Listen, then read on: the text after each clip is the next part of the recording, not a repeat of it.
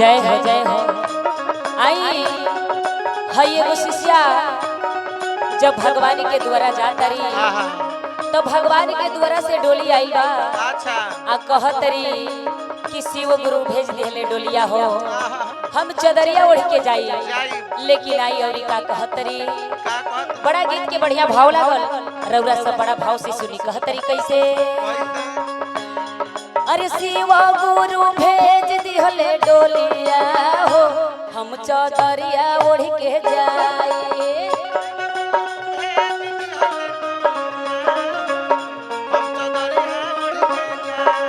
अरे शिव गुरु भेज दिले डोलिया हो हम चदरिया ओढ़ के जाई।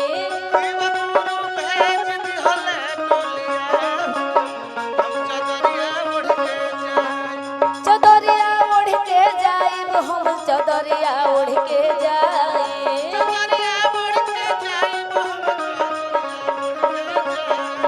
चदरिया ओढ़ के जाई हम चदरिया ओढ़ के जाई।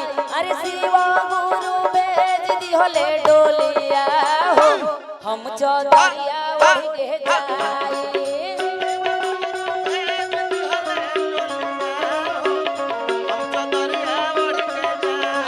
अरे शिव गुरु भेज दिले डोलिया हो हम चदरिया ओढ़ के जाई।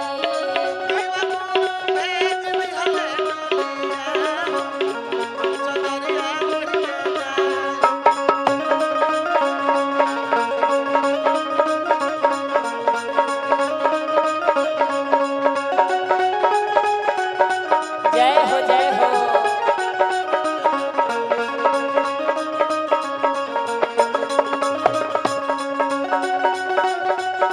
अरे बन रहा भैया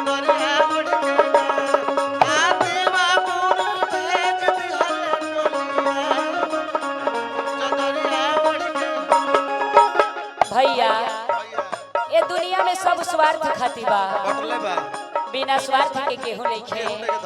अगर केहू रोवेला तो वो स्वार्थ खातिर रोवेला। कहतरी कैसे काथी खातिर बेटा रोवे काथी खातिर पोतोहिया।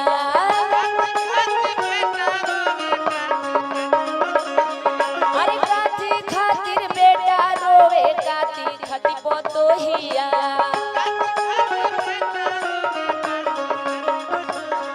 औरी का अरे काथी खातिर रोवे हमर पोतावा हो हम चदरिया ओढ़ के जाई।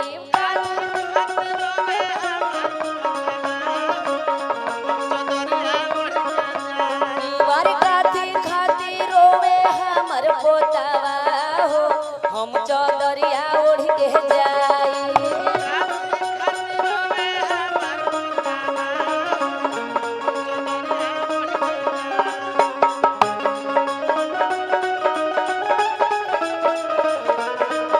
जय हो जय हो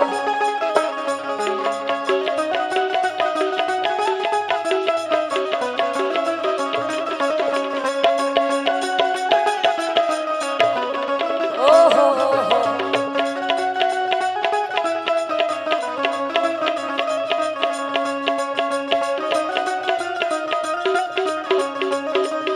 अरे काथी खातिर रोवे हमर पोतावा हो हम चदरिया ओढ़ के जाई।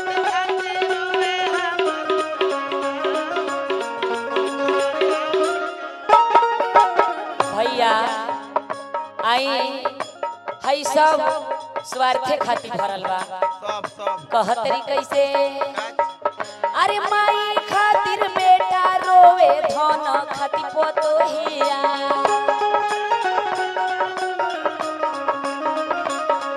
अरे माई खातिर बेटावा रोवे धन खातिर पोतोहिया।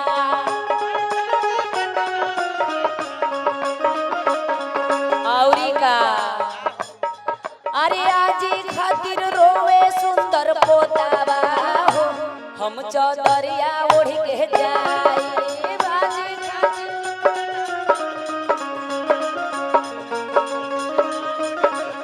आई अरे आजी खातिर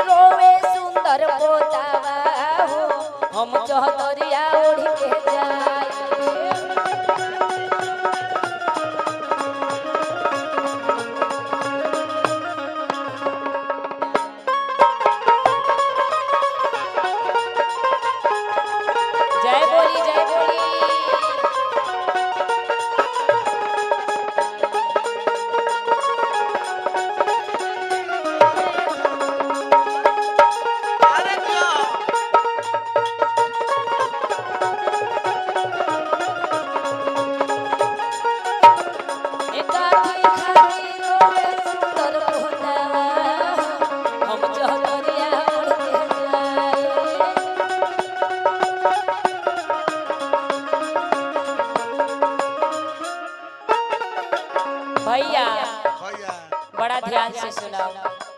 और कह तरीका अरे काथी खातिर धियवा रोवे कातिर खातिर दामादा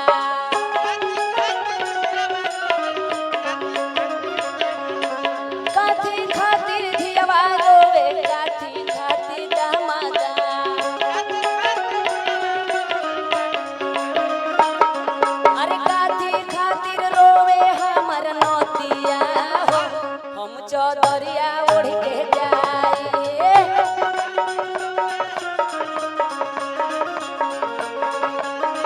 अरे काथी खातिर रोवे सुंदर नतिया हो हम चौधरिया ओढ़ के जाए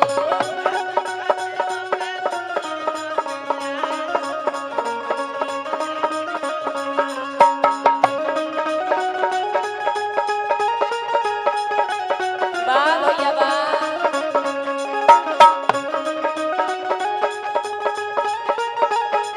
अरे झुक जाई गुरु बहिना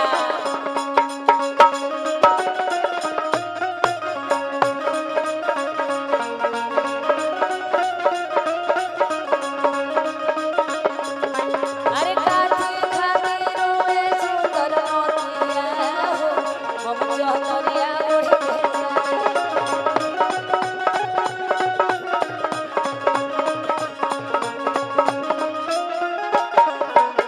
भैया दामाद लोग जब तक ले माता पिता जिएला दहेज घट रहेला कहतरी कैसे अरे माई खातिर धियवा रोवे दहेज खातिर दामादा